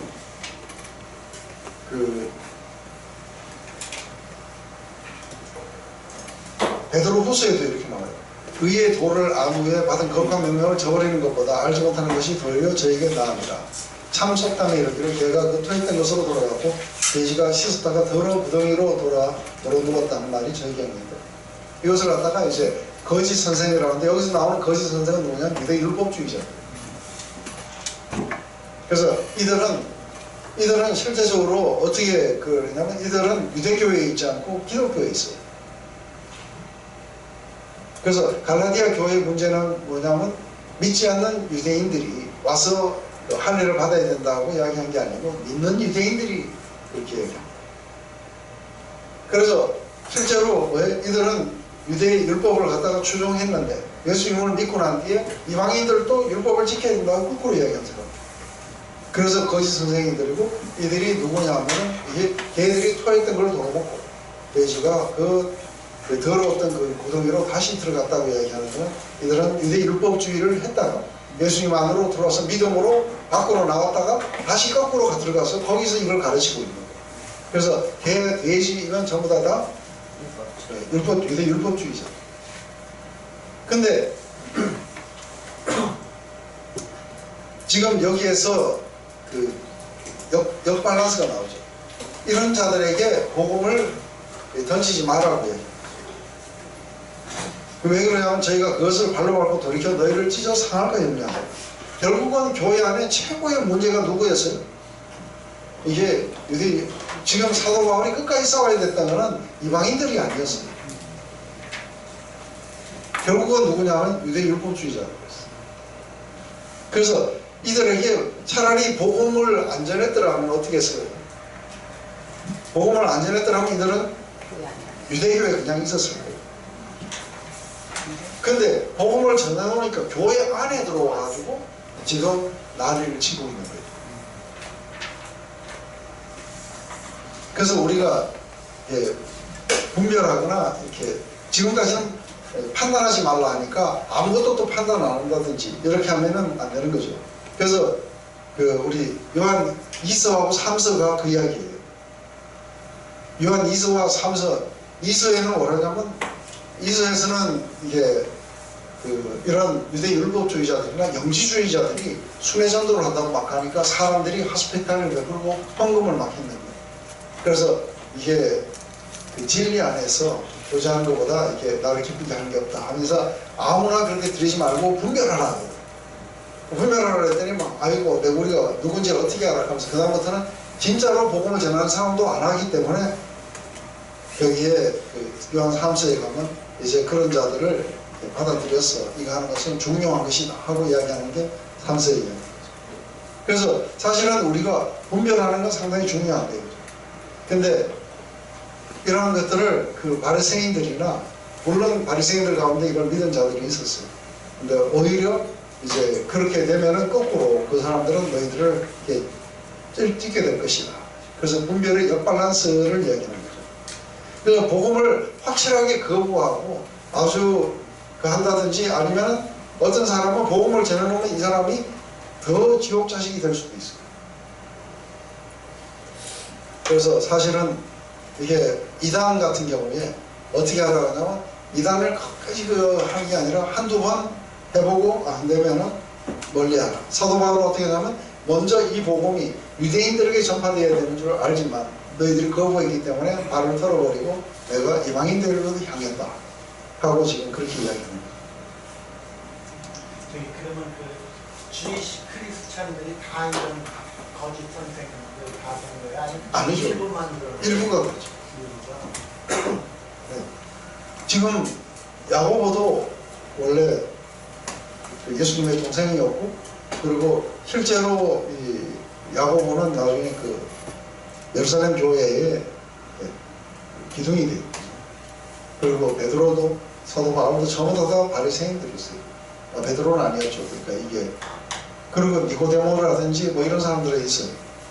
근데 실제로 예루살렘 교회 안에는 지금 이렇게 평생을 갖다가 율법을 지키다가 이렇게 들어와갖고, 그때 당시에 이 사람들이 와가지고 그 바울을 공격을 했어요, 사실은. 그래서 갈라디아서라든지 고린도서라든지 여기 나오는 다 대적이 누구냐 하면은 이게 교회 안에 있는 이게 율법주의자. 이 사람들이 왔고 바울이 전해놓은 이 교회들을 무너뜨리고 다시 율법으로 돌아가게 하려고 하고 이래갖고 바울이 이제 경항한 거죠. 그래서 바울은 마지막 죽는 날까지 이거 하고 싸웠어야 됐어. 그래서 초대 교회만의 문제가 지금도 여전히 자의적으로 성경 해석하면서 이런 율법학자 같은 사람들이 네. 많죠. 그렇죠. 그래서 여전히 그 율법적인 그런 것에서 벗어나지 못한 채 사실은 교회가 그런 사람들이 훨씬 더 많죠. 그죠? 또 그것뿐만이 아니라 이게 저는 그것도 그렇지만 체험도 잘못하면 큰일 나요. 체험도 잘못하면 결코 이게 복음 안으로 진리 안으로 못 들어오는 사람들도 봤어요. 그래서 이 사람들은 뭔가 체험을 하긴 했는데 그때부터 이 체험을 추구하면서 진리를 받아들이지 않아요. 또 한 가지 이게 그래서 이 복음이 우리는 그것까지 다 우리가 뭐 분별해서 할 수는 없지만 이게 보면은 이렇게 쉽게 자기가 마음이 가난해가지고 잘 받아들이려는 사람들이 있어요.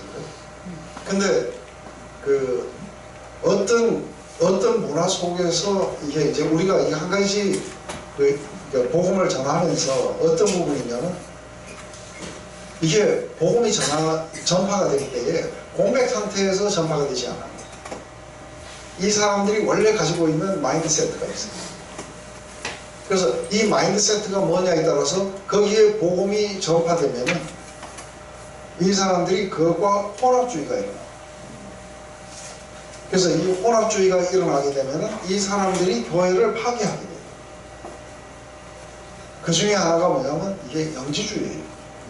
영지주의는 이원론을 주장하는 사람들. 이거는 자기가 주장하는 게 아니라 원래 컬처 속에 이원론이 있었어요. 이거는 그들이 생각할 때 진리와 같은 거였어요. 형이상학적인 것과 형이학적인 것. 그래서 정신세계와 물질세계를 나누고 이렇게 했는데 거기 복음이 전파되니까 하늘에 그 신성한 그리스도가 육신을 입고 왔다는 게 이게 안 받아집니다. 뿐만 아니라 하나님이 이 악한 물질세계를 창조하셨다는 게 이게 처음에는 그 기쁨으로 도를 잠시 받아요. 그래서 저보다 다 같이 기독교인이었어요. 그래서 사도 요한하고 같은 교회에 있었어요. 그러다가 저희가 우리에게서 나온 것은 처음부터 우리에게 속하지 않는다. 왜냐하면 이 사람들은 그걸 받아들여서 진리를 추구하기보다는 자신들의 신념, 자신들이 이미 가지고 있는 그런 마인드세트 이런 것들이 중요한데 한국도 그런 게 있다는 것 이해되세요? 그 중에 제일 그 강한 게 샤머니즘 같은 거 그리고 유교적인 거 이러한 것들이 우리에 강하게 뿌리를 내리고 있다면 결국은 그 우리가 밖으로 외식하게 만드는 그런 것 가운데 하나가 이게 유교적인 어떤 그런 것들이 예의를 차린다고 한다면서 마음은 실제로 안 그럴 수가 있죠. 또 불교적인 자기 고행, 수행 막 이런 것들이 중시에 될 수도 있고 샤머니즘적인 요소로 하나님에 대한 관심보다는 우리가 어떻게 해야 되는지 주술적 배석들이 난무하고 그렇게 될 수 있겠죠. 이렇게 되면 교회를 도로 해치게 될 거라는 거죠.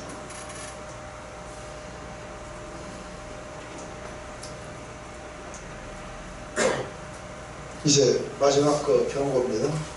구하라 그러면 너에게 주실 것이요 찾으라 그러면 찾을 것이요 문을 두드리라 그러면 너에게 열릴 것이니 구하는 이마다 얻을 것이요 찾는 이가 찾을 것이요 두드리는 이에게 열릴 것이니 너희 중에 누가 아들이 떡을 달라 하면 돌을 주고 생선을 달라 하면 뱀을 줄 자가 있느냐 너희가 악한 자라도 좋은 것으로 자식에게 줄 줄 알거든 하물며 하늘에 계신 너희 아버지께 좋은 것을 아버지께 구하는 자에게 좋은 것으로 주시지 않겠느냐. 이것은 두 가지로 해석이 가능해요.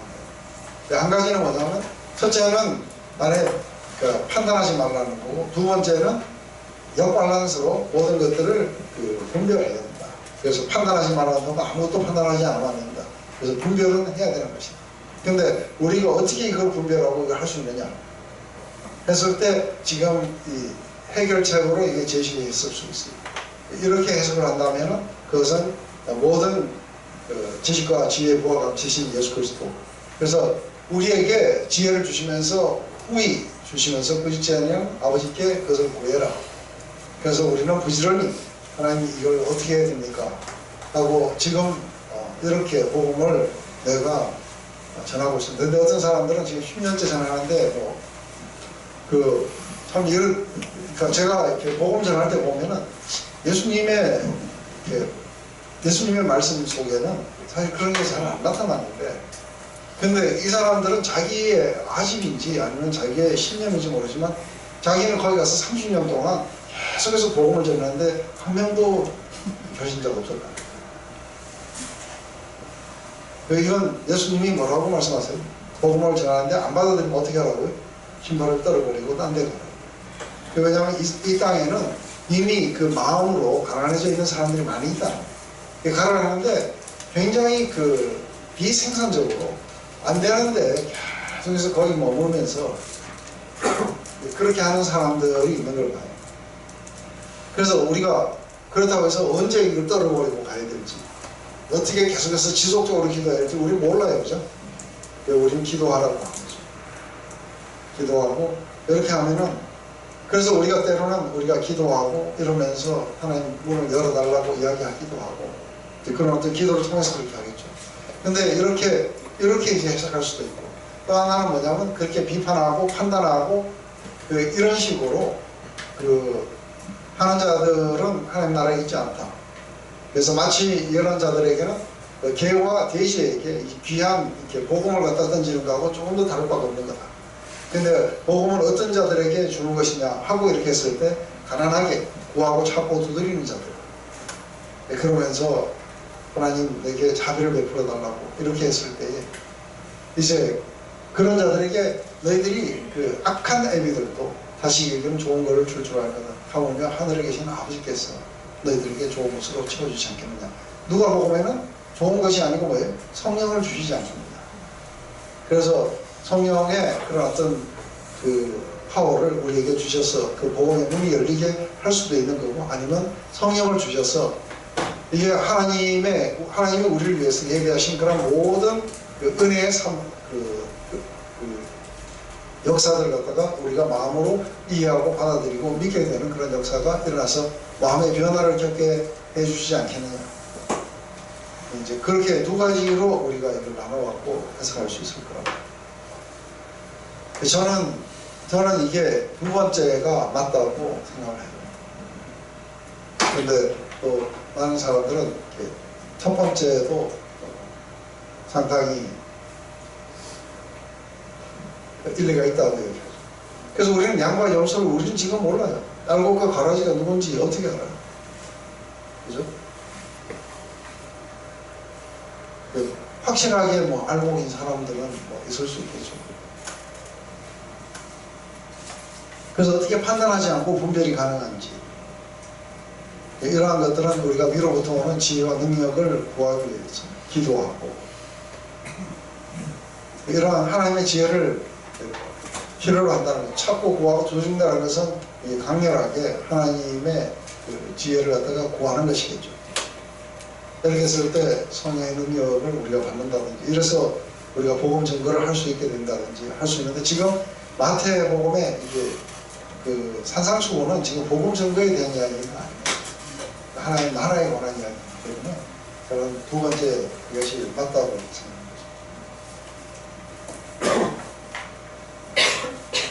그래서 이것은 정말 나쁜 부모도 자식에게 좋은 걸 줄 줄 알아.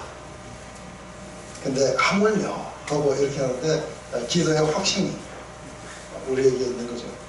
하나님.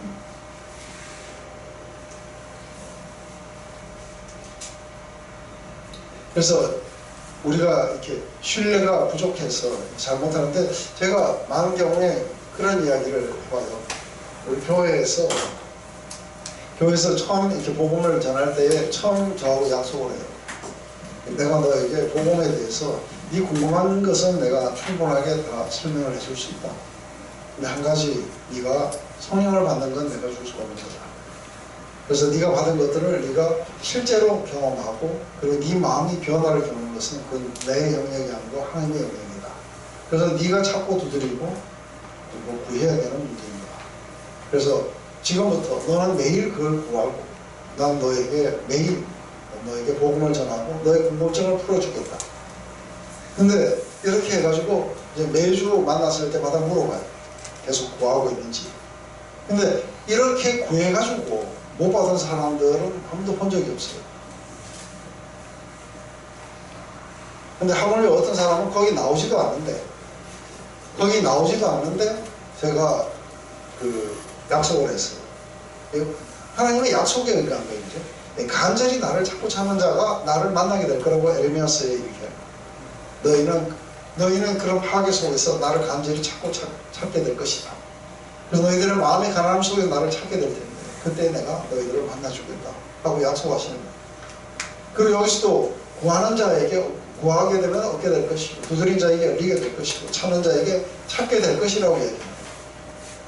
뭘 구하고 뭘 두드리고 뭘 구했느냐. 그게 지혜일 수도 있고 그게 성령일 수도 있고 그게 우리 마음 안에 있는 새로워짐 그리고 우리의 영이 새로운 영을 갖다 부여받는 것도 있어요.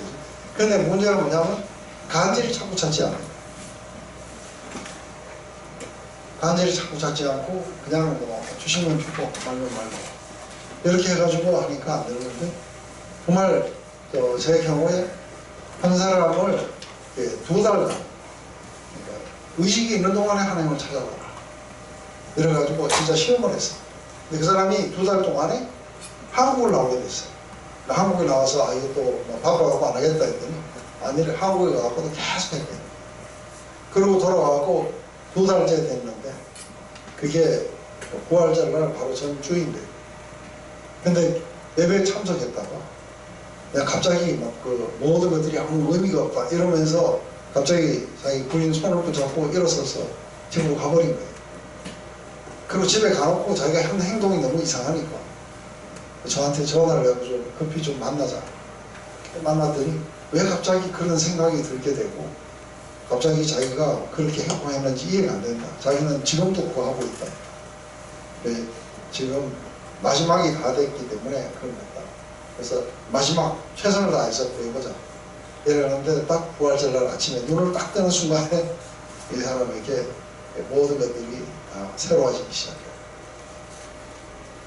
그러면서 이렇게 너무너무 하여간 좋아가지고 어쩔 줄 모르고 그래서 우리가 하나님을 지속적으로 이렇게 신뢰하는 자들만 찾고 구하고 두드리고 그리고 그 나라와 그 의를 구하고 이런 것들이 일어나겠죠. 그죠? 근데 한번 자기 의로 가득 차는 자들에게 자기 의로 가득 차는 자들에게는 예수님이 우리 죄를 위해서 돌아가셨다는 게 그렇게 별로 중요하지 않아. 그래서 복음을 전할 때에 제일 어려운 사람들이 받아들이기 어려운 부분이 뭐냐면 예수님이 자신의 죄 때문에 돌아가셨다는 걸 받아들이는 걸 제일 어려워요. 다른 거는 너무너무 재밌다고 그래요.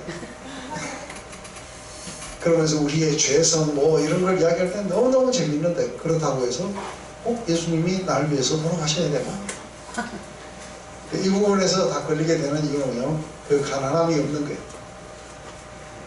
그런데 가난함이 없다가도 어느 순간에 뭔가가 조금씩 뭐로 이렇게 빠져들어가면서 갑자기 그것이 확 이렇게 자기에게 받아들이게지기도 하고 이렇게 하는 거죠.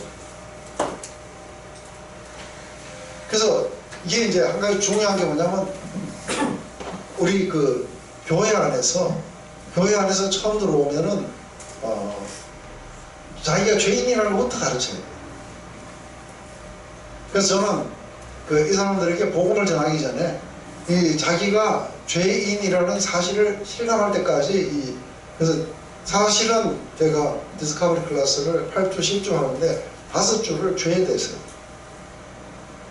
근데 이게 자기가 죄인인 줄 모르는데 용서를 해줬다는 걸 받아들여요.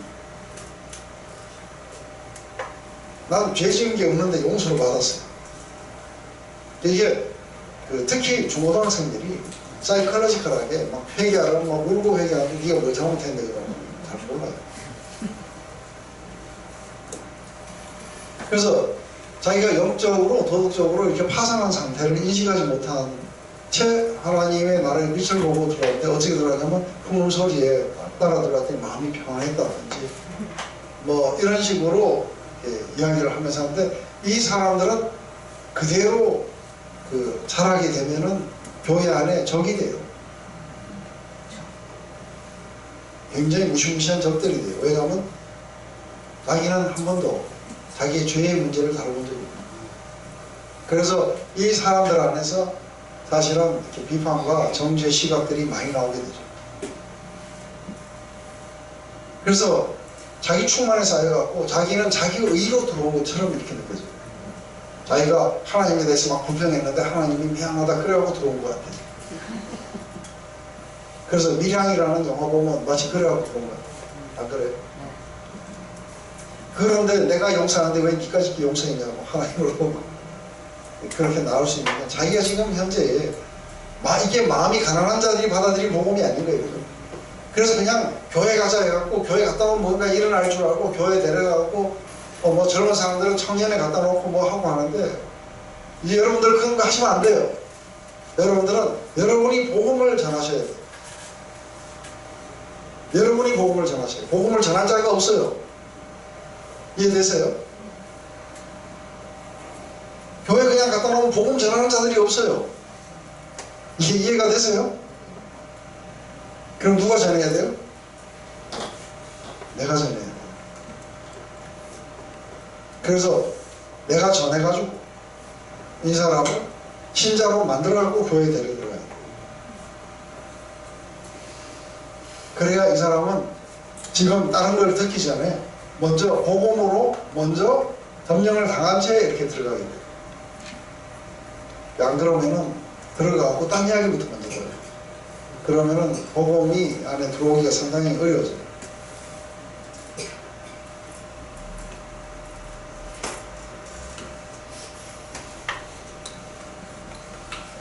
그래서 이렇게 나눠지지 않는 하나님 나라의 가치에 대해서 우리가 충성됨과 그리고 신뢰를 갖다 지속적으로 우리가 가지고 있어야 된다는 것이, 그래서 우리는 이렇게 기도하겠죠.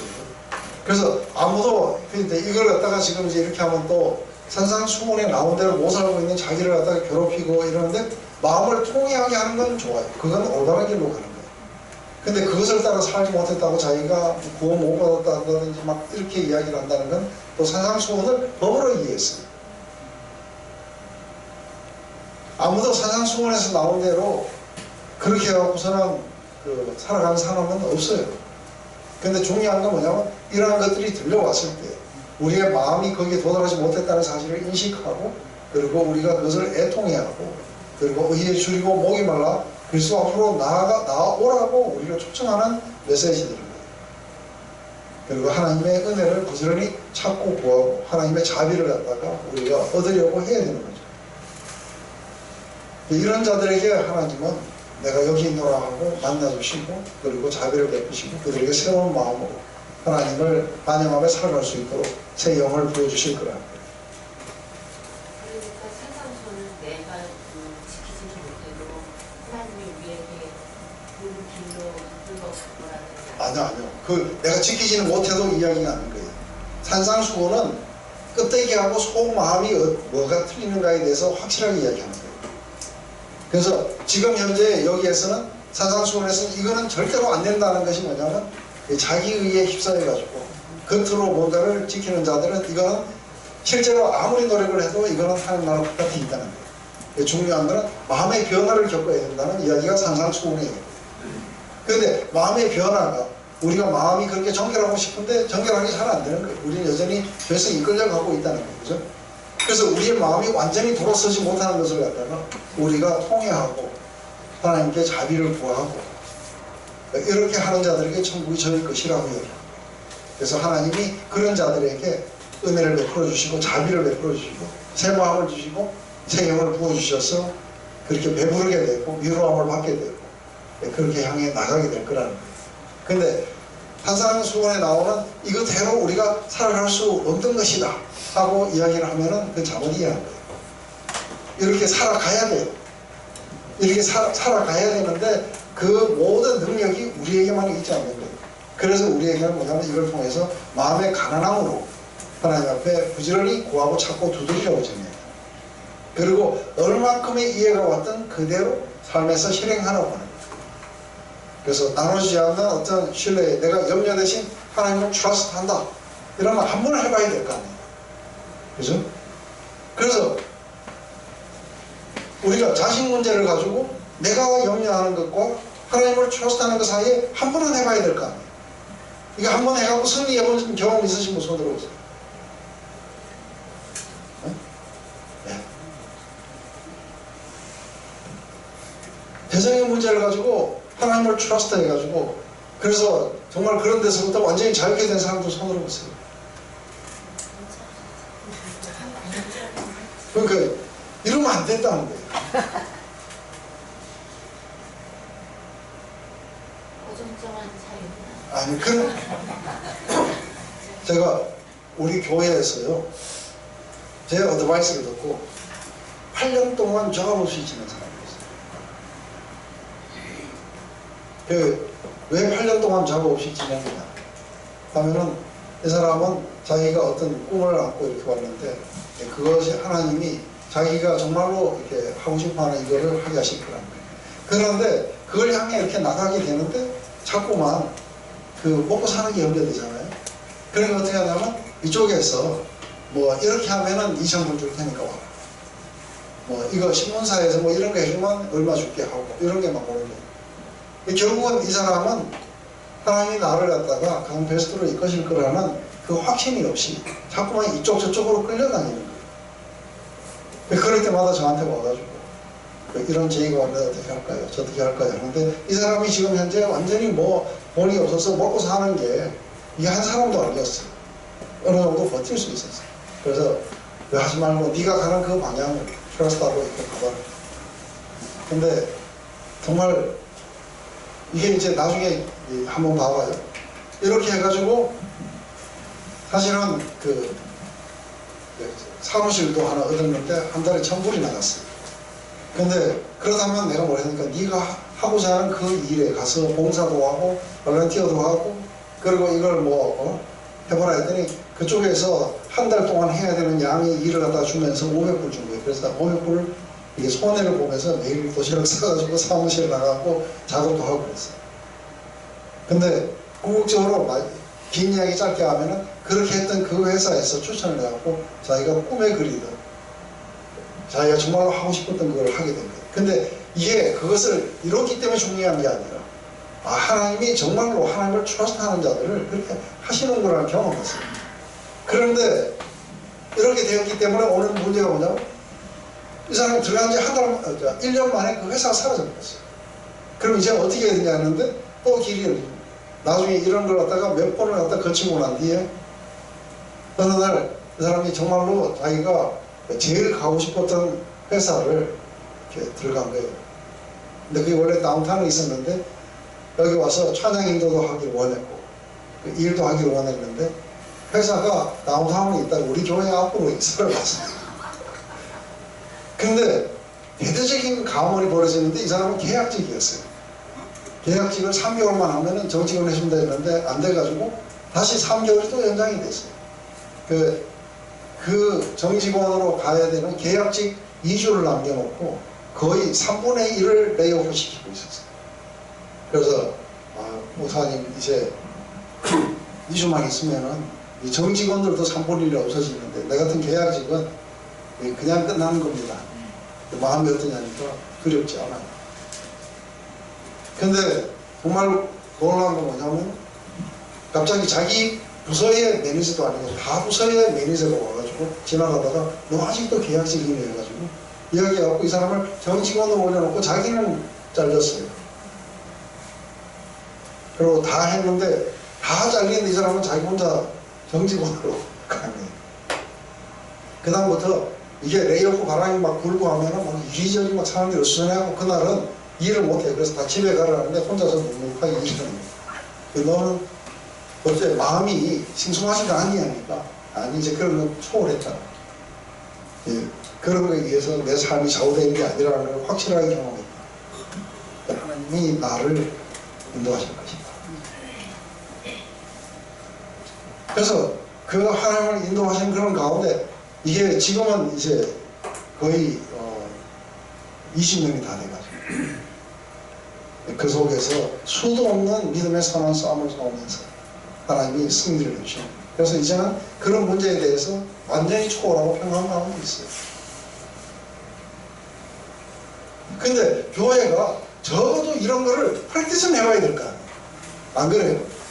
조그마한 뭔가를 하나를 놓고라도 이걸 해봐야 되는데 안 하는 거예요. 안 하니까 이게 뭐 될 리가 없는 거예요. 말만 무성한 거예요.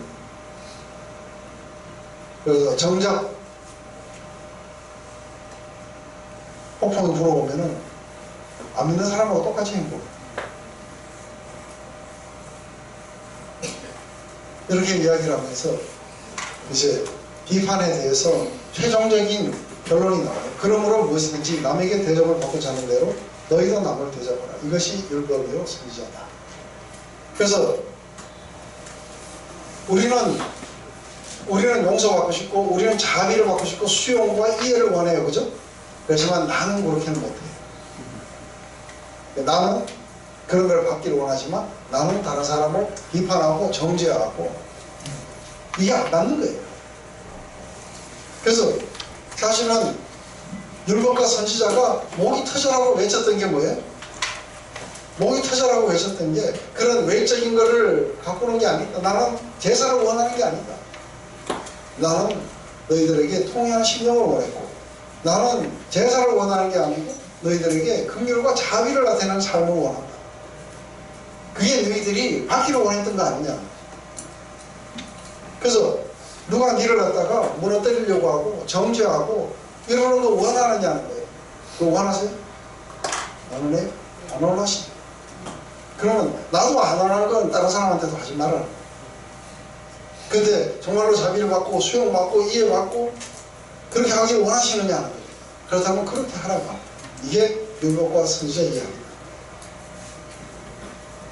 왜 비판하면 안 되는지, 그죠? 이걸 황금절이라. 율법은 이해가 되고 선지자를 네. 율법과 선지자 모두가 다 이것에 대해서 예언하고 있어요. 선지자들은 뭐에 의해서 예언하느냐면 율법을 근거해서 예언합니다.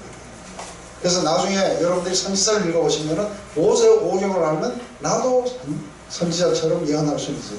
예수님 오실 것 빼놓고.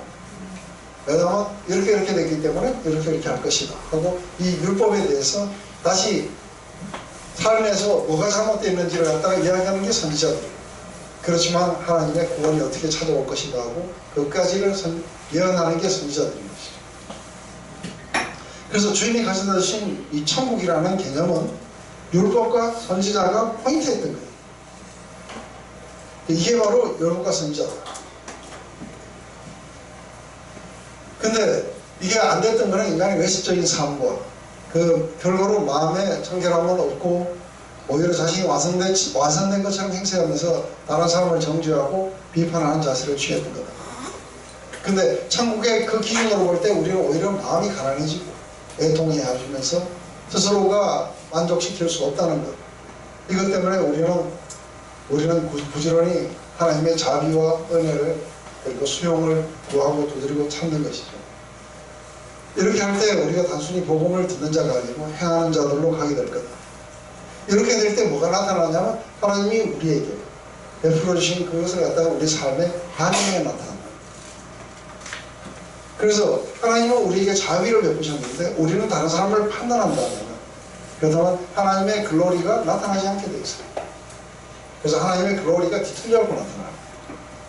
그렇게 되면 하나님이 우리를 구원하신 그 목적과도 정반대로 위배됩니다. 근데 우리가 하나님의 은혜와 자비와 긍휼을 구했고 그것을 우리가 경험했다면 그 우리가 받은 그 용서와 자비와 그리고 긍휼을 우리가 다른 사람에게 나타낸다면 우리는 그 하나님을 우리가 그렇게 반응해 갈 거라는 거예요. 이게 율법과 선지자가 목이 터져라고 외쳤던 거예요. 이게 바로 우리를 구원하시고 우리가 비판하지 말아야 되는 이유들, 우리가 외식적으로 살지 말아야 되는 이유들, 그것은 바로 하나님이 누구신지를 우리를 통해서 드러내시게 되는 것이죠. 이게 바로 예수님의 사역 속에서 이루어질 거라는 거죠. 이 율법과 선지자를 갖다가 한마디로 줄여서 말하면 하나님을 사랑하고 내 이웃을 내 몸처럼 사랑하라 그랬어요. 그래서 내 이웃을 사랑하라가 아니에요. 내 이웃을 내 몸처럼 사랑하라. 나의 몸처럼 사랑한다는 게 뭐예요? 나는 내 몸을 이렇게 보면 누가 나를 갖다가 무너뜨리거나 정죄하거나 비판하거나 이런 거 원하지 않아요. 네 몸처럼 그러면 다른 사람도 그렇게 행해라 그래요.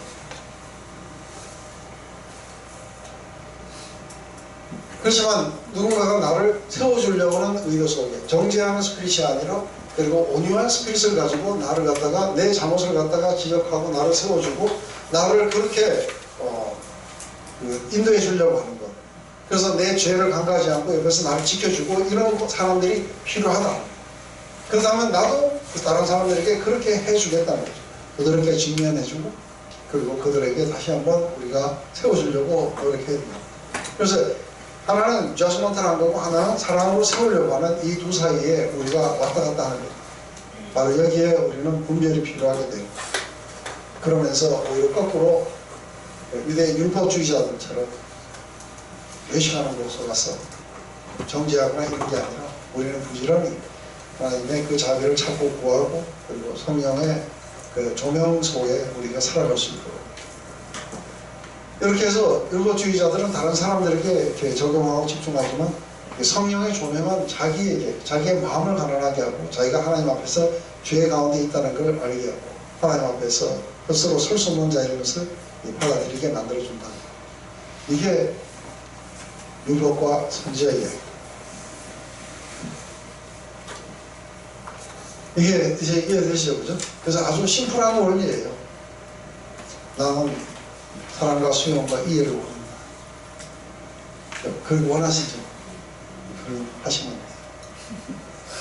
근데 나는 원하지만 그렇게는 안 돼. 이러면 이제 이중성이 나타나는 거예요. 그렇게 하면 하나님의 자비와 긍휼이 이런 걸 갖다가 뭐라 하냐면 이제 값싸는 일을 나는 받았지만 이게 별로 중요하지 않기 때문에 다른 사람에게 이렇게 나눠줄 수가 없다. 그보다 더 중요한 거는 내 안에 있는 뭔가 이 기준들이 훨씬 더 중요하다. 그래서 이것으로 정죄하고 판단하겠다. 이렇게 하면은 이제 하나님이 뒤틀려서 나타나기 때문에 이것은 거마십니다. 기도하겠습니다.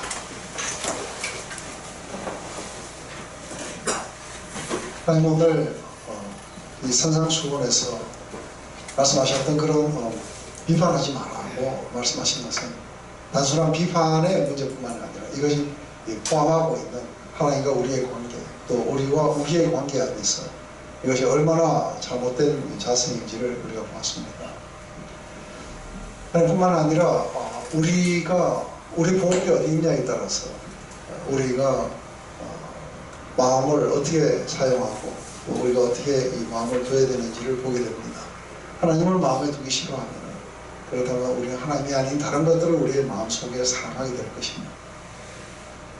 또 우리가 하나님 나라 안에 있는 그런 기준들 이러한 것들이 경히 여기게 되는 것은 우리가 이 땅에 있는 기준들이나 또 보물들에게 우리의 마음을 빼앗기 때문일 겁니다. 그래서 우리는 결국은 어느 것에 우리의 마음을 준 것에 우리가 노예가 되는 것을 봅니다. 하나님 이제 우리가 진정 어디에 속해 있는지 그리고 우리가 무엇에 의해서 컨트롤 받고 있는 것인지 다시 한번 우리가 분별해서 우리가 천국의 기준 가운데 하나님에 의해서 하나님의 그 은혜의 통치로 말미암아 우리의 마음이 천국 기준으로 그리고 예수 그리스도를 우리의 최고의 가치, 보물로 그렇게 여기게 하시옵소서. 그렇게 해서 늘 주께로부터 받는 구했던 그런 것들을 받아 다른 우리 이웃들과 함께 같이 그렇게 나눌 수 있어서 우리를 통해서 당신의 영광이 글로리가 나타나게 하시옵소서. 예수님의 이름으로 기도드립니다.